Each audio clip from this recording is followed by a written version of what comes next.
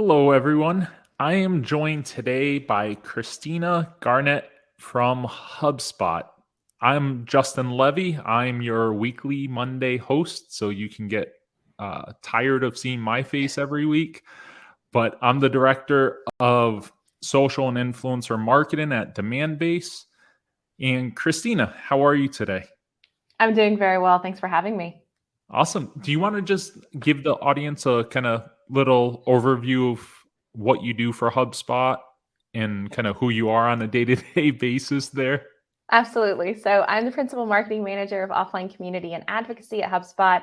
I run our Hub Fans advocacy program. We have over 38,000 people inside of our gamified network. We also have Hub Fans Council set aside as a micro community for our top advocates and champions. I also created our inbound correspondence program, our after-hour show with George P. Thomas, and I launched our Revenue Council last year, or actually earlier this year. And I do a lot of offline community and social listening work in addition to that. So not busy at all. Not busy, no. Okay. Just wanted to make sure we clarified that. Now, when you talk about community as kind of as a whole, I know that it stretches kind of outside any one person, but you have a lot kind of under what you're responsible for.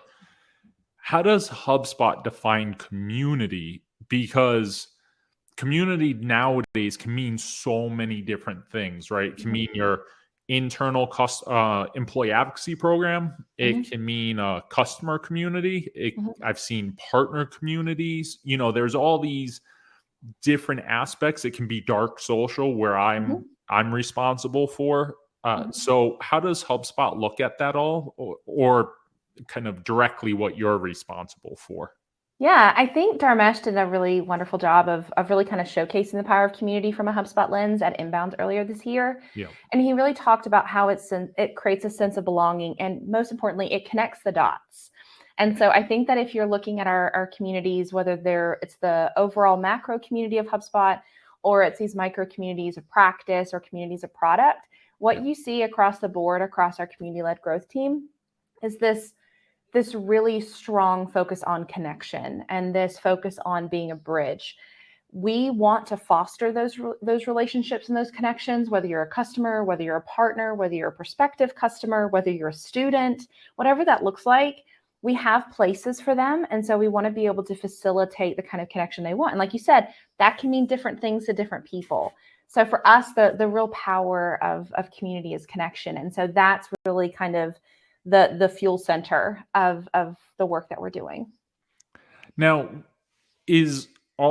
for all of these different people or personas, if you want to think of it that way, are they all housed under that one community for you, or does HubSpot actually break them up into these individual, almost niche kind of communities? So if you're a partner, you live over here, and if you're a customer, you live over there.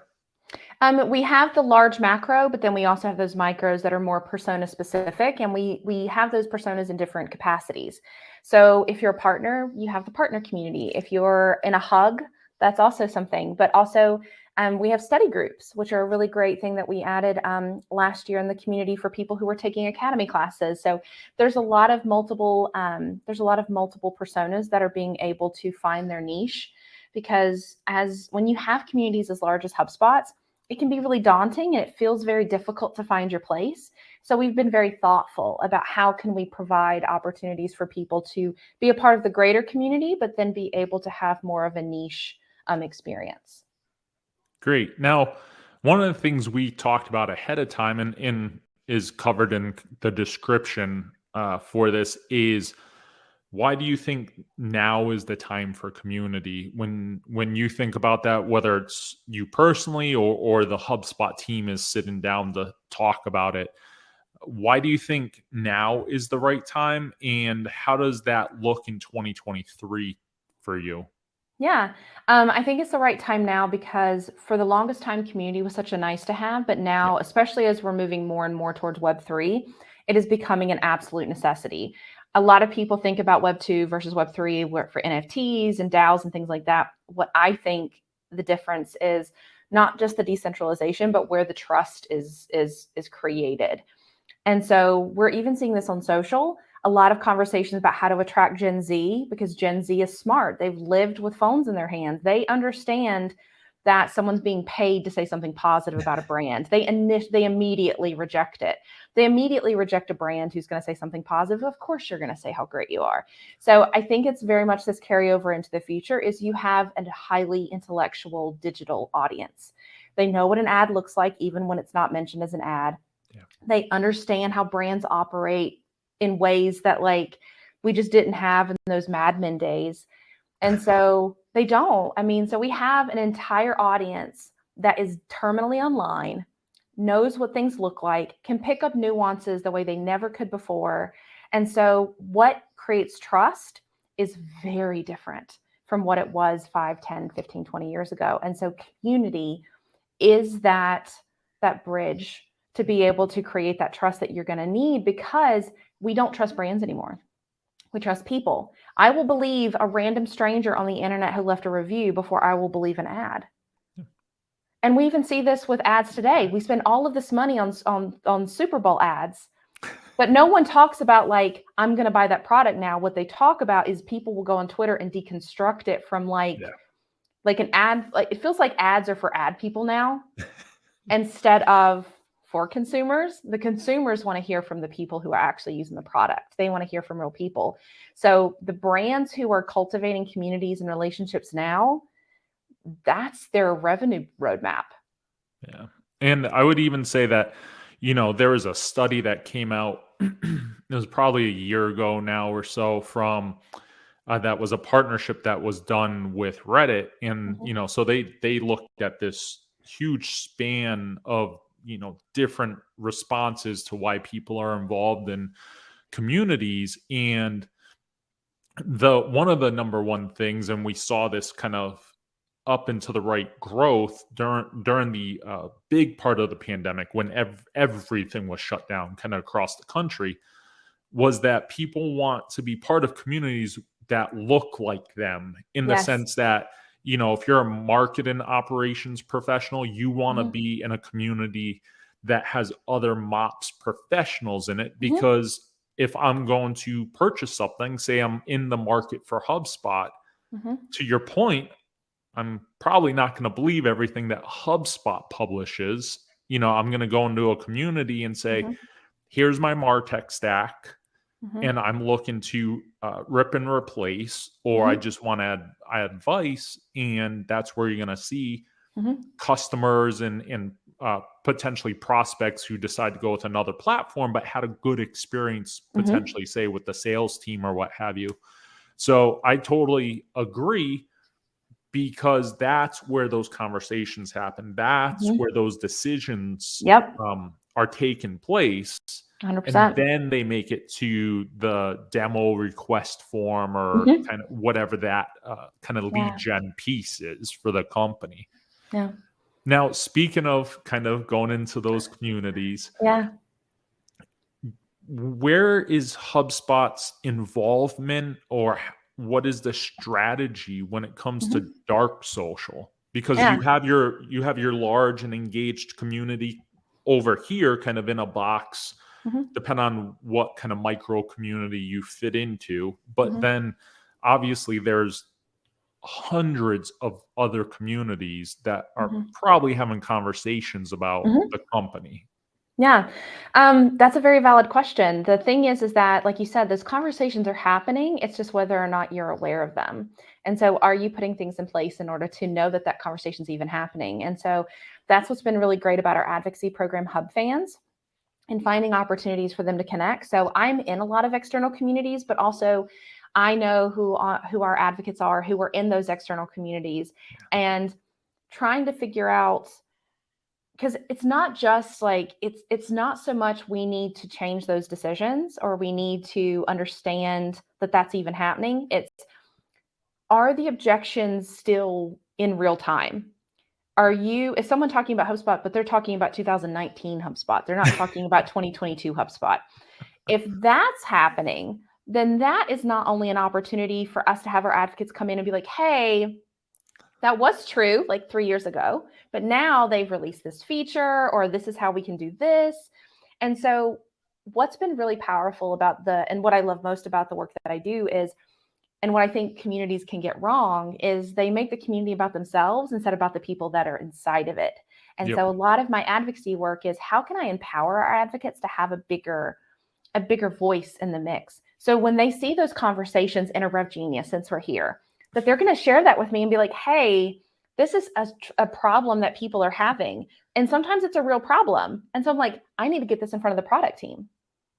I need them to know that like these customers are having this concern and this is something that we need to work on. Or are we already working on this? And is this a feature that's going to be released in like the next quarter or something? It's the dark social has a lot of power, but it's still word of mouth.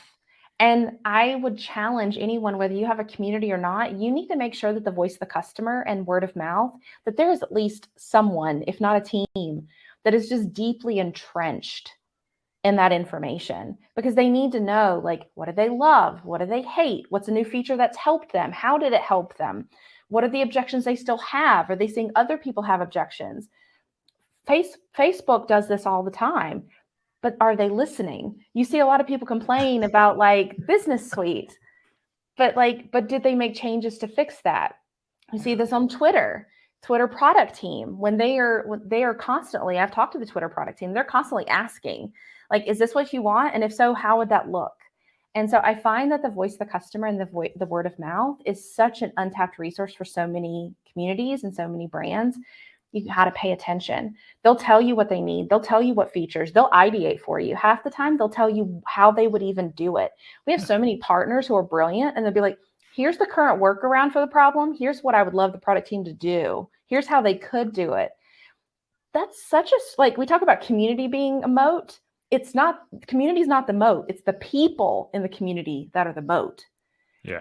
They're going to give you ideas. They're going to give you support. They're going to tell you what the objections are. They're going to tell you where you could be better. They're going to champion you when you listen. That's the thing too. They ask for something, you give it to them.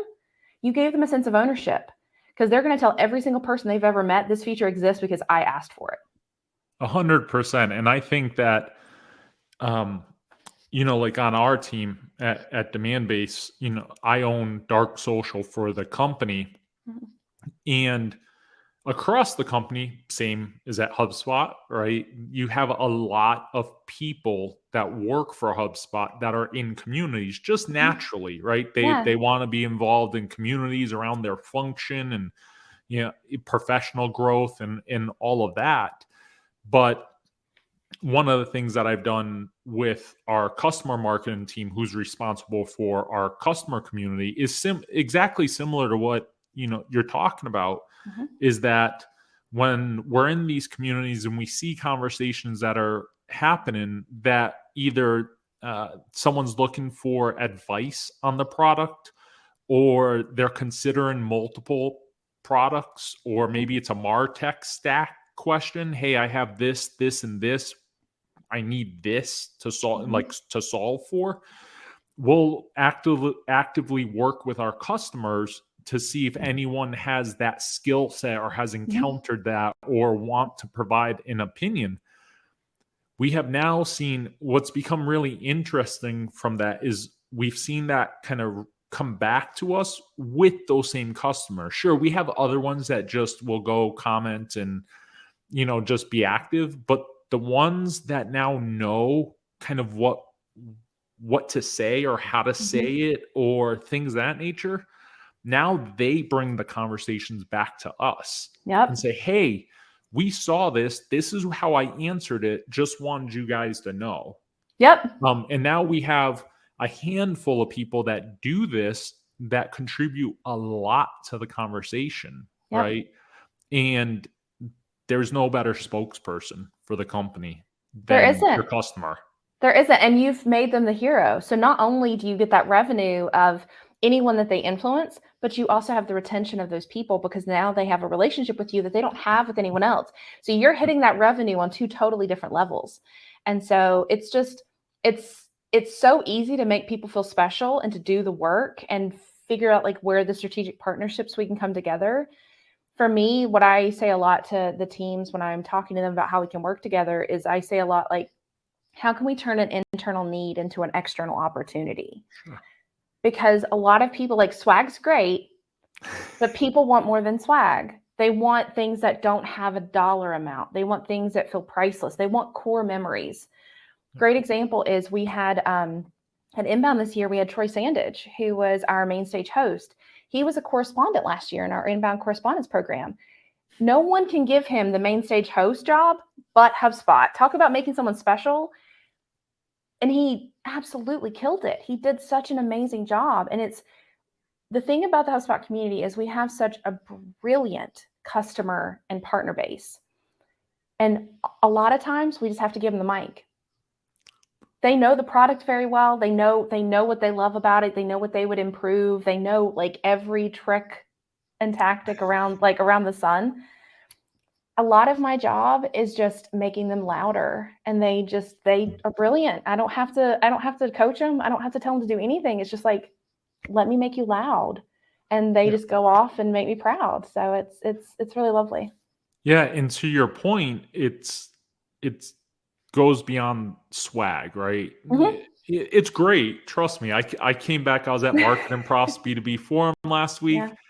I came back with my fair share of walking the expo floor, Yeah. but you can do that anytime, right? Yeah. You can go to a conference. I can go speak at a conference or attend or sponsor and get fun stuff. I got a couple of things give to my niece and nephew, right? A couple stuffed animals. Yeah. I'm sure I'll get a call from the sales team soon enough. It's coming. A stuffed animal. But it is that deeper connection to the team. Like you feel like you belong, like you have insider access, that you're VIP of that company. Yeah. And for all intents and purposes, if you're spending whatever you're spending with that company on a yearly basis, in that individual, that community member, whether a customer, partner, fan, whatever, it can go back to their bosses and say, HubSpot hears me. Like, sure, I'll go talk to Christina, like, because I know how to reach her. I have direct access to HubSpot. Yep. That not only helps the company, like you said, with retention, that helps that person in their career more than likely, the more that they have direct access to the company and that their voice is heard. That can help with retention for them and their own company, never mind for HubSpot, and giving them opportunities. What you said with the main stage host, he'll always get to say that he was a main stage host at one of the biggest industry conferences that there is, right? With the exception of I guess he did not get the opportunity to interview President Obama. That went to Brian. To Brian. Brian did an amazing job. Yeah, no, he did an amazing job. I can understand why you make those decisions when you're going to have a former president. Yeah. Now, you've talked about how big the HubSpot community is at the macro level, right? And all the different micro ones. So for someone that might be on here right now, maybe they have a very small company, or maybe they're in a role similar to mine and yours, where you're working for a larger company and you've just been given the responsibility to go build a community, right? Or you just want to go do it because your takeaways is we're missing out. Yes. What is your advice for how to build that? We can follow that up with how to scale, but you still have to do the 101 piece, which is build, launch, build, kind of that community. So what would your advice be as someone that helps to manage such a large community? Yeah, I'll tell you exactly what I did when I started, when I built up Fence Council. I went to community-canvas.org. I used the community canvas. It's a completely free resource. It's based off, I didn't come up with it. It's based off of Steve Blank's business model canvas.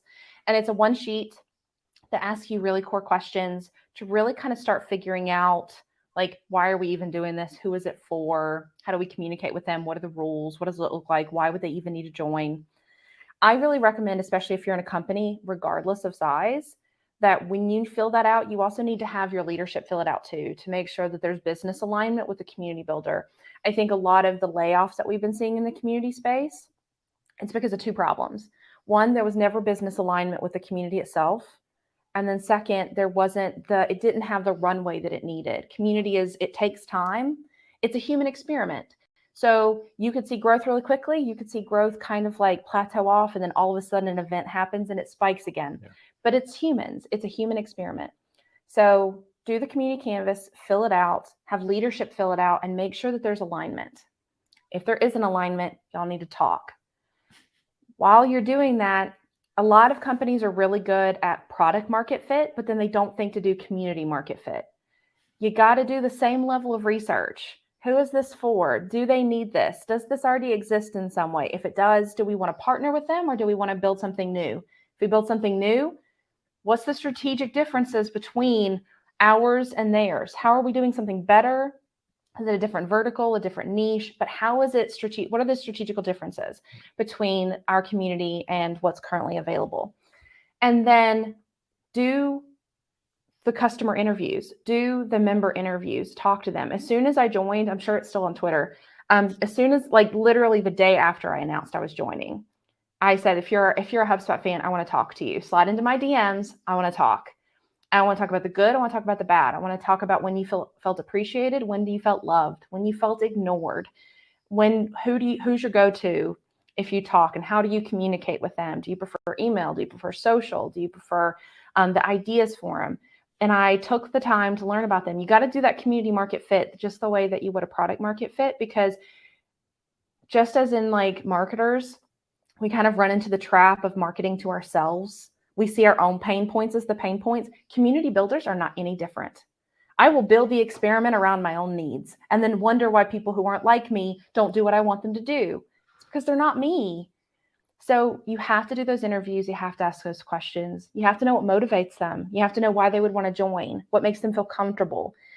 And then I've created a kind of like how we have a customer journey map. I have one for community journey map, and how you're handling people as they're going through the community, from when they just join to maybe they're passive, a lurker. I know some people don't like to use that term. And then we get to, they're a bit more engaged, they're a bit more active, to, oh, they're definitely engaged, they want to do more and they're raising their hand, to people who might want to be moderators or champions for the community. I find that we focus on the end game, like how do I make them a champion, instead of how do I make them feel comfortable enough in the first place that they'll just ask a question or raise their hand. Yep. And I find that that's a big problem. They're like, how do we engage lurkers? Well, you're trying to make me a fan. You got to make me like feel comfortable first. Just to reply. I just got here. I don't want to ask a question and feel stupid. Like that. Yeah. I think there's a lot of human psychology that's at play. I also read a lot of Rory Sutherland, who does a lot of behavioral psychology. I absolutely adore him. I think he's one of the most brilliant men on the planet. And you got to get into that headspace for people. You got to figure out, because the thing is that I think a lot of people do this with gift cards. They'll use gift cards as like the carrot, and then they use that same carrot for multiple personas, and then they don't know why it doesn't work. Not everyone likes carrots. Also, if you're going to give me a $25 gift card and I think you're going to get like thousands of dollars of revenue off of me, that feels exploitive. That feels transactional. That's why I like swag, but it's also why I like giving those core memories, because there's no price on that. There's no value on that. And so you wind up saving money in the long run, but you wind up creating things that only you can give. You make people feel special, and you get to guide them. So they want to be a champion for you. They want to be as loud as humanly possible. They want everyone to know who you are and what you do. And it's that journey. But to TLDR, to reiterate, I know I ramble. But community canvas to get it right. Do the community market fit. Make sure that you're answering those questions. Interview, and know that there's going to be different carrots for different people. And then know that you got to guide them. Imagine the most introverted friend you've ever had, and you just invited them to a dinner party. You're hopefully you're not, your goal isn't just to get them drunk so they'll be like the loudest person in the room. Hopefully you'll be more holistic and be like, how can I make them feel comfortable, and how can I make them feel safe, and how can I make sure they have a good time as much as everybody else? Yeah, it's actually really key, everything that you said. And it was funny because I just wrote about the market and fit, or the market fit, the other day, in that it's okay if there's other communities that look like yours, right? Yeah. And there might be a lot of similarities between what you're going to launch and what already exists. Yes. But what might be that gap between them? There's dozens, because I'm a part of them, sales communities or marketing communities. They all have something unique, and there are some that are literally quite the same, but they have different audiences. Yes. This one might be more focused on content, B2B content and everything under that world, whereas this one's a little broader marketing, or that, you can be B2B, you can be B2C, whatever, but this is a broader. And then you have someone, for example, like MoPros, which is solely, this is marketing ops, right? We're talking about your tech stack, your issues, your frustrations, but this is for MOPS professionals, no one else, right? I've seen ones for like SDRs and AEs and things like that are the same. Women in sales with a women in sales club and women in revenue. I also, what I like that you said is kind of the carrot and engagement, because a private Slack community that I run on behalf of Demandbase, it's all executives within marketing and sales, right? So VP up. Yep. And they don't want your gift card. No, and we purposely, that's branded, that's not a Demandbase branded community. We just power it, right? So we don't talk about Demandbase in there unless it's a resource that's really something that could be of value. Maybe we funded a study and it's just like, here's the 10 things that your sales department needs to know, or something like that.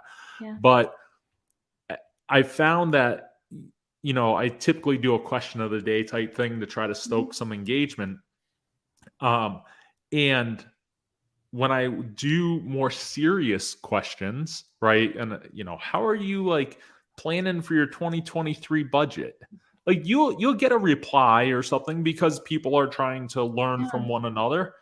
When I want to see the most engagement humanly possible, I ask something that literally has nothing to do with work. And it's like, because it's more lighthearted. These folks are in comfortable, are in budget meetings all day and in planning meetings all day. So the other day, last week, I asked, what people's favorite fast casual food was. And it filled immediately comments, and people were like, I don't like In-N-Out. I love this burger place and I prefer this. And then I started in another community. There was a debate about if pineapple belonged on pizza. So then I took it over here, asked the question, and then but it was like, it was something so lighthearted for those folks that spend all day being serious, that they were able to churn here and have a little fun, if only for a fleeting, second. But I think I love that. And I'm not surprised at all. I do also think there's this, I think vulnerability plays a huge role in communities. And I think that it's interesting to think about, especially like if you think about a competitor like 20 years ago, you would never talk to each other. You can't be in the same restaurant at the same time. Like it's very like KGB, like all of our secrets versus like with social and with being more vulnerable online, because we kind of, our real selves kind of seep out because we are online all the time. We can't mask and be like hyper LinkedIn professional Barbie all the time.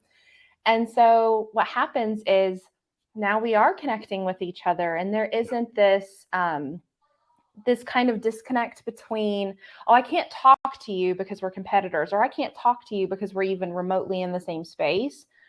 I love that. 100%. I love what you mentioned about like, it's okay that there can be other communities that are like you. I think so many of us are trying to create a blue ocean, or just assume that if we're creative enough, a blue ocean exists, but it doesn't. And that's not bad. It just means you got to be creative. Like, you got to figure out what you can do that's either more niche or points in a different direction or creates a different level of value that maybe something else doesn't do.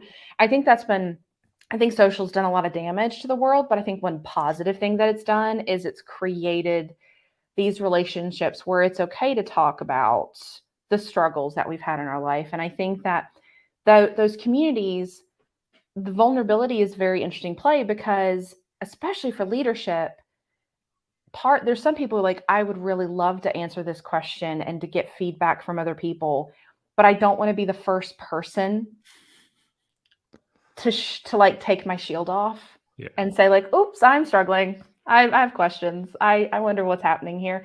I think a lot of that is, how can we create safe spaces for people so that when you do ask those tough questions, people feel comfortable in saying, I trust the people in this room, whether it's a real room or it's a digital room.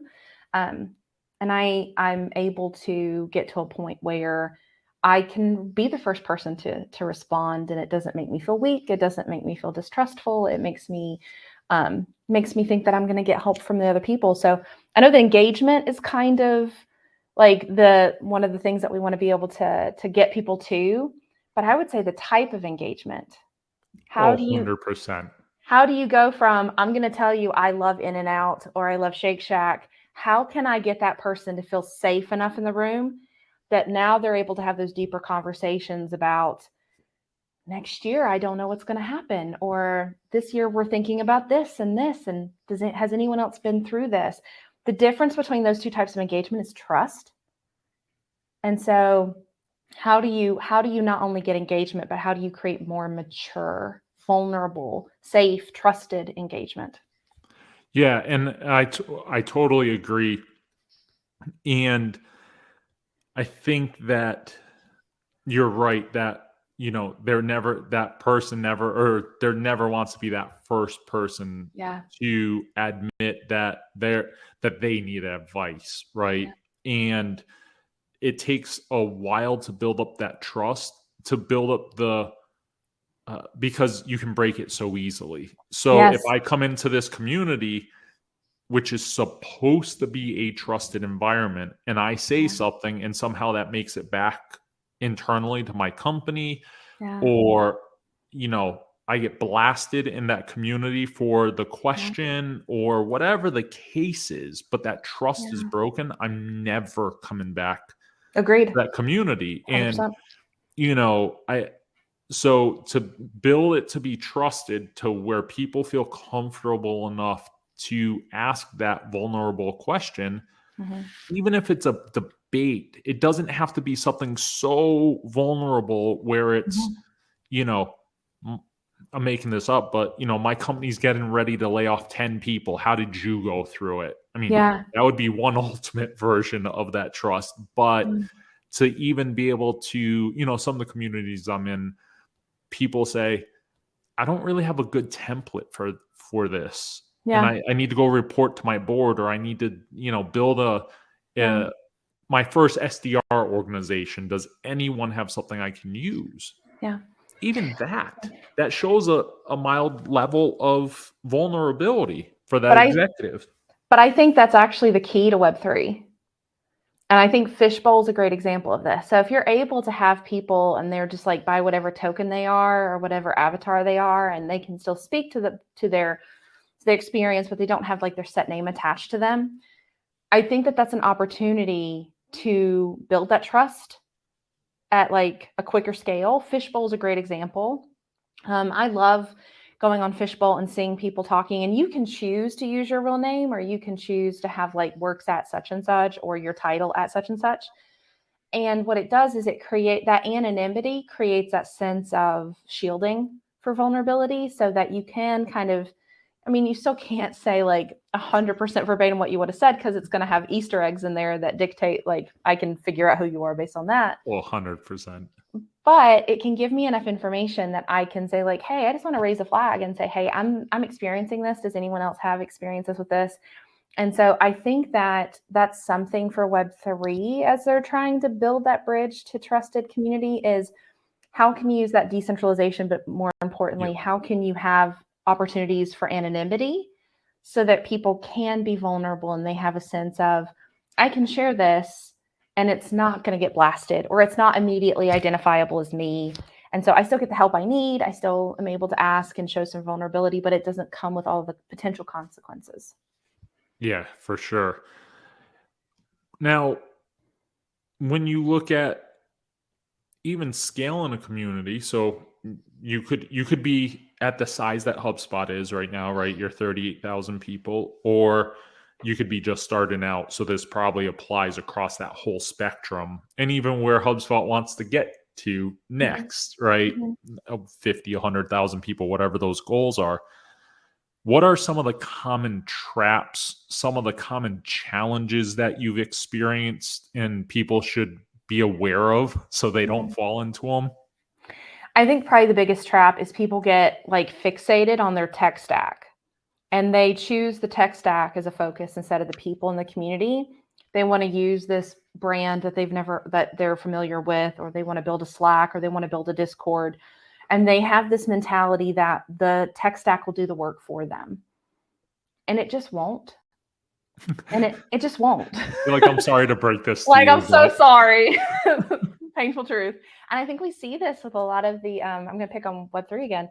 I think we saw a lot of these like DAOs and a lot of these NFT projects, and they create a Discord, they create a bot to welcome people, and they think that it's just going to just create this micro community overnight, and it's going to be a success and it's going to be great. And then it falters and then it whimpers into this like abyss. And it's because the tech stack isn't going to do the work. It's just like any tool that you could use for your company. You need people, really smart people, to figure out, does it actually fit the needs of what you want to do? If so, what does that look like? How can we get it to do what we need it to do based on the features and what's available? Same thing with the tech stack. But it has to be based on the behaviors of your audience. If your audience wants to ask questions, then a Slack channel probably is going to be too messy because it's just going to be filled with questions. But a forum where you can actually segment based on need and question type would be amazing.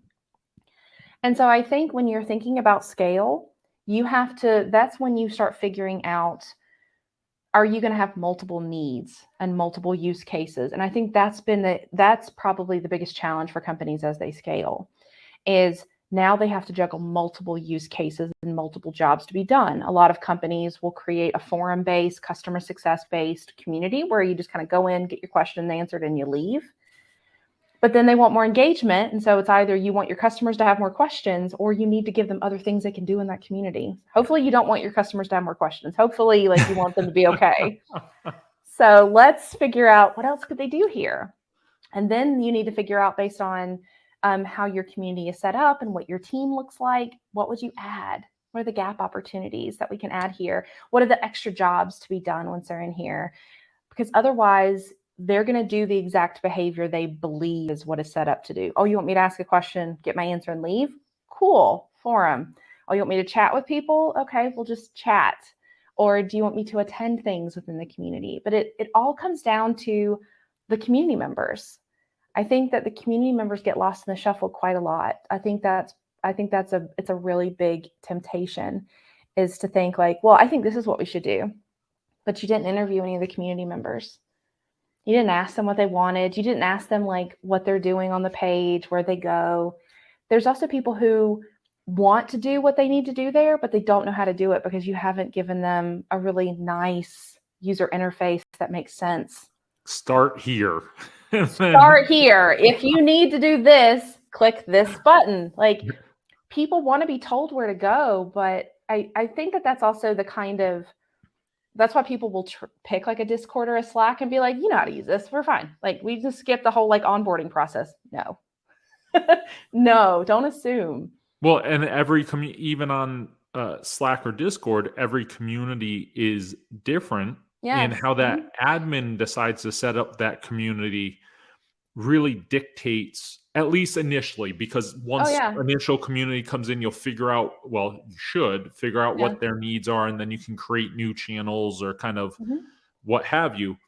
But um, at least the administrator, say if it's Slack or Discord, Mhm. has to choose some way to kind of bucket and to guide these people when they get there. The community I'm an admin of, as we've grown it and as more people join, the second I get alerted that someone's new, you can set up, obviously it's Slack based. You can set up bots to send an auto DM and everything kind of it's like an email template, right? Yep. I go in and yes, it can be at times a copy and paste type thing, but I go and I greet everyone by name. Yep. Hey, listen, here are some of the things that I recommend you do. Go into this introductions channel, tell people, Yep. go over to the general channel. If you need help with templates, we have them housed over here. Yep. And then for us, or in this community, the introductions, I try to make them more playful so people aren't just like, hi, my name is Justin, I work at Demandbase. It's like it's kind of playful with Yeah. emojis, and they can copy and paste it and kind of fill it in. And Yeah. but You keep that it was set up in human. it. Huh? You keep it human. Yes. But it takes a lot of work on the community manager's part. Yeah. And you have to then let that guide. I mean, there's certain channels that I built initially, and by built, it's in Slack, so you just create it, obviously, but that I thought would be popular. And they weren't. And there's crickets, so I just removed them, right? And then I saw that other conversations that were meant for this channel ended up happening over here. So, okay, if that's where they want to play, that's fine. Like, I'm not going to force that conversation. Now, obviously, when you get into tens of thousands of people and stuff like that, Rev Genius has 30,000+ people in a Slack based community. Mhm. More community rules have to come into place, Yes. and more organization. And you can't talk about this over here. It belongs in this channel. Even if it's not something bad, it's just you have to we corral it. house all of this over here. So please go join that channel. So, and I forgot to mention it. So if anyone has questions for myself or Christina, please just pop them in the chat. If you're on the live stream on LinkedIn, Vanessa's monitoring that, and we'll make sure that we see it. Now, you mentioned engagement numbers before, and quality of engagement, or the types of engagement, which I really agree with, because I always identify on the social side or in communities that there is passive engagement, active engagement. Yeah. And a lot of people just bucket it overall as engagement. That's fine when you're reporting to leadership or things like that. But passive engagement, at least to me, is using an emoji or something like that, right? Like, just yes, a reaction. Active is obviously like actively becoming involved in the community, or in that questioner in the community. So when you look at your KPIs, and maybe as they've changed over time as well as the community's gotten larger, what are those, if you're someone that's just starting out, maybe what are those few that you suggest to your leadership that you should measure? Yeah. So I think for most community builders, whether it's a small community or big, you're going to start with vanity metrics. You just are, because you're getting it up and running. How many people are involved? How many people are there? I think the disconnect is that you need qualitative and quantitative data. I think that it's really easy to say, like, we're just going to do quantitative data, but you don't really learn a lot from that. You're just like, it is what it is. But qualitative data, I can give you insights on that. I can actually tell you a lot more about the behavior and what would probably motivate people based on the qualitative. So I like to do a little bit of mix of both. But like, kind of similar to the dark social work that you do, I highlight a lot of the impactful conversations that our advocates have had. If they're seeding into conversations about HubSpot, maybe it's HubSpot versus so-and-so, or it's, I'm looking for a product that can do this. What should I utilize? So really kind of where the breadcrumbs that our advocates in our community are actually driving impact and creating those ripples. It can be hard to create attribution just because you have these conversations and you'd have to like go in, and there isn't like a lead gen like workflow. There isn't a drip campaign for my advocate said this on Twitter. But it's still a ripple all the same. It's still creating content that is influencing people, that maybe someone who saw the tweet that they responded to, saw the response, didn't like it, didn't retweet it. However, they went to HubSpot after that and they wanted to learn more and be like, I have a similar use case. I should probably look up HubSpot and see if they're a good choice for us. So yeah, a lot of my work feels invisible sometimes because there isn't that set attribution model. And I've been very clear with leadership and my manager to say, like, I'm never going to be able to give you 100% accurate thing. And I'm sure you can definitely resonate with that. I get to be that spy on the front line that's creating those ripples and giving opportunities for our customers and partners to feel seen and heard and to be able to drive impact that it makes a difference. It really does make a difference, but they're going to look for main like KPIs that most people are going to look for as the vanity metrics in the beginning. So we're going to look at like how many members. And then if we're looking at going a little bit deeper, where are these people coming from? Do you have like Google Analytics or another analytics tool, or using Common Room or another tool? Like what tools are you using to be able to determine like how many people are in there, who's active, who's engaged? Can you tell where they're engaged at most? Like, are there certain spots, almost like a heat map? Yeah. Is there like a heat map for your community as to everyone loves this part and they're asking questions and they're engaged. And then, like you said, there's crickets over here. They just don't need any of this. And then are you providing opportunities for them to connect and add people? Do you have a referral program? How do people invite other people into it? Do you make it really easy for people to do certain behaviors? I find that doing reverse engineering helps you figure out your KPIs quite well. I can share it with you. I've created just 2 columns to get that business community member alignment. Yeah. Start with your business goals. What KPIs would we need to look at to determine if those goals are being met? What behaviors do we need to be able to trigger to make those KPIs look the way that we want them to look? Once we know those behaviors, what's keeping those behaviors from happening? What are the blockers? What's the friction for those behaviors? And then how are we creating habit loops to encourage that behavior not only once, but multiple times? Same thing on the community members. What's their goal? And you're going to do the exact same thing. What's their goal? What is a metric for success look like to them? They got helped. They got recognized. They got celebrated. They felt welcome, whatever that looks like. What behaviors do we need to do to make them feel that way, for them to have that KPI success? Okay. What's keeping us from giving them those behaviors? Is it budget? It's literally the same questions, reverse engineered, but from not only the business side, but the community member side. And then see where there's overlap. How can you make this person feel successful enough that they'll do the behavior so that business gets the KPI that they want?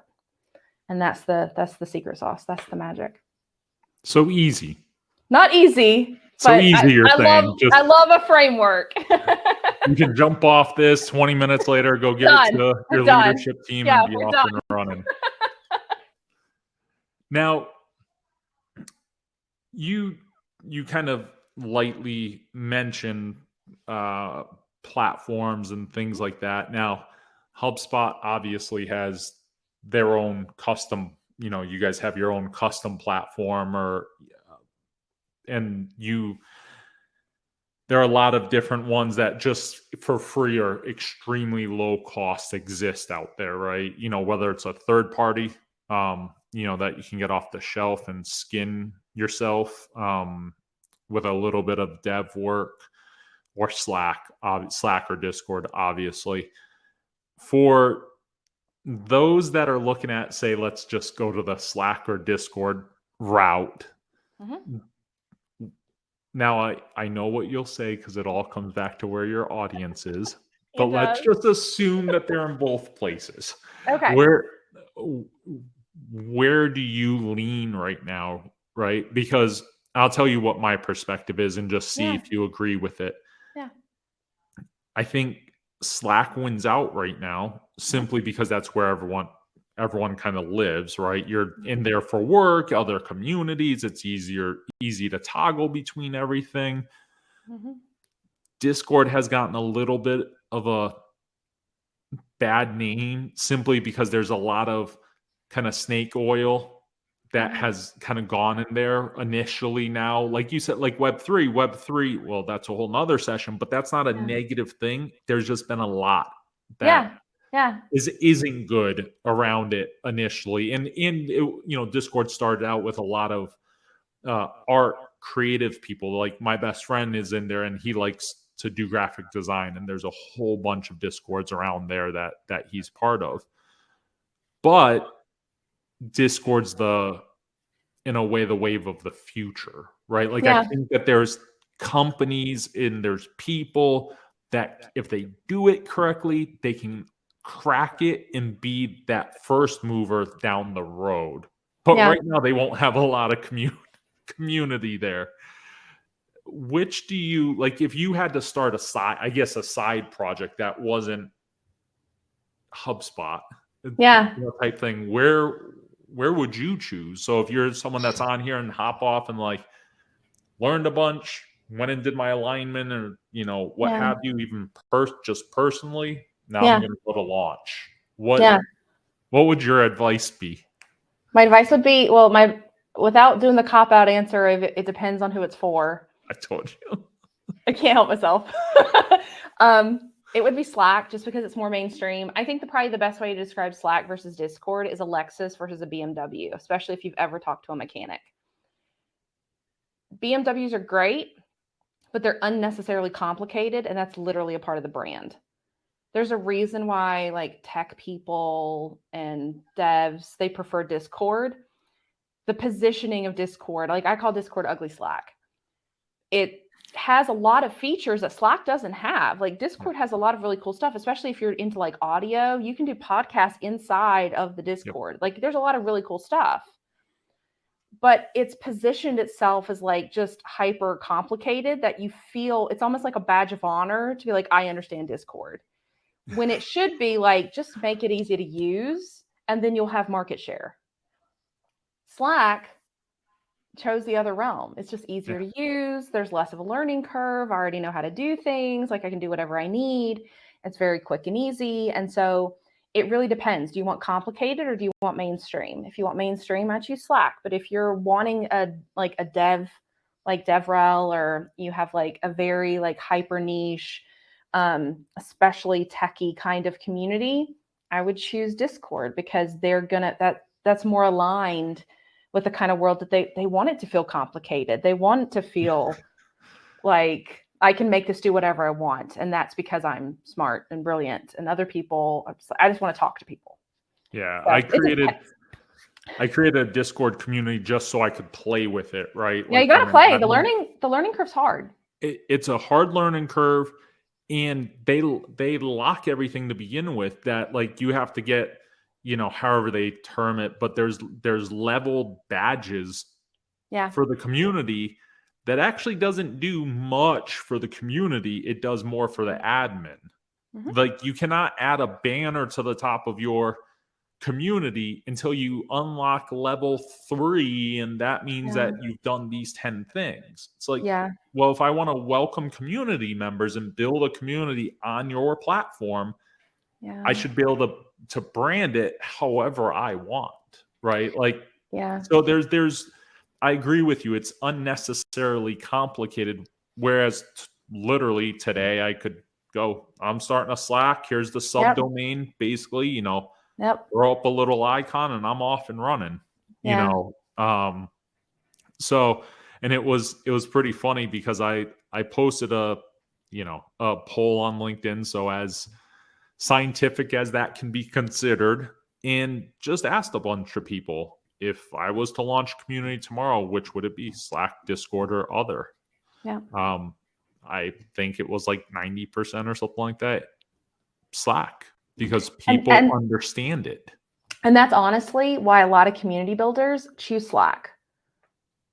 it's easier for them and it's easier for the community members. So the onboarding process immediately, the difficulty gets cut.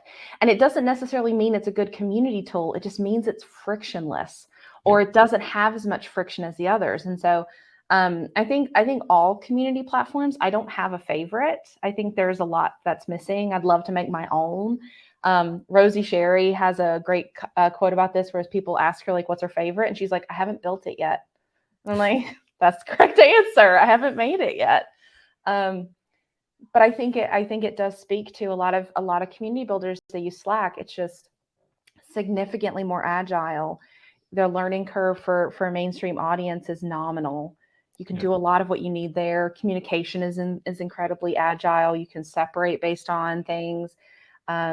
I think my only thing is I would love Slack to do more of what Circle does. I think Circle's probably like Slack Plus. I really love Circle because you have the added opportunity to do events in there, video conferencing, like really cool things that are in addition to that. But a lot of people see Circle and be like, I could just do Slack. And so I think the community space at large, especially in the tech space, needs to do a lot more positioning changes and figure out like how they can improve to make things more optimal. But Slack is definitely the easy winner, just for like you said, I know what that is. I can use that. Yeah. Sure. Go ahead. Now, if as we start to come up on time, if people want to find you, where can they hunt you down? If they just want to talk about community and HubSpot and marketing, find me on LinkedIn. If you want to hear me talk about that, plus Marvel, plus Doctor Who, plus Star Wars, plus Disney, plus all these other things, then find me on Twitter at @ChristinaG. So we never even got into the fact that you're a fan of Marvel. Some of the other stuff I'm okay.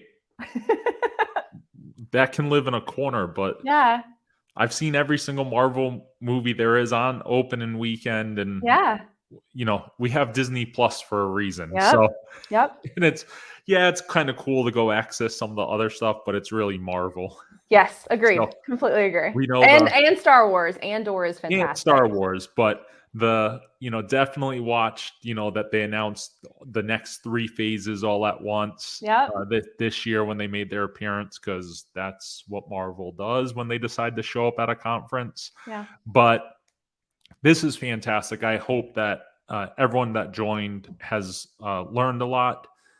Next week, same time, same place, on the 24th, we'll have Jason Falls, who will be joining me. He's an expert in influencer marketing and a really close friend of mine. I'm sure we'll get into some stories around that, the ones that we can legally talk about. So, but thank you so much for joining, Christina. I appreciate the hour of your time. I know I found it helpful, and there's some things I might come bug you about. But and hopefully everyone else found it helpful. Yeah, it was a lovely conversation. Thanks for having me. Absolutely.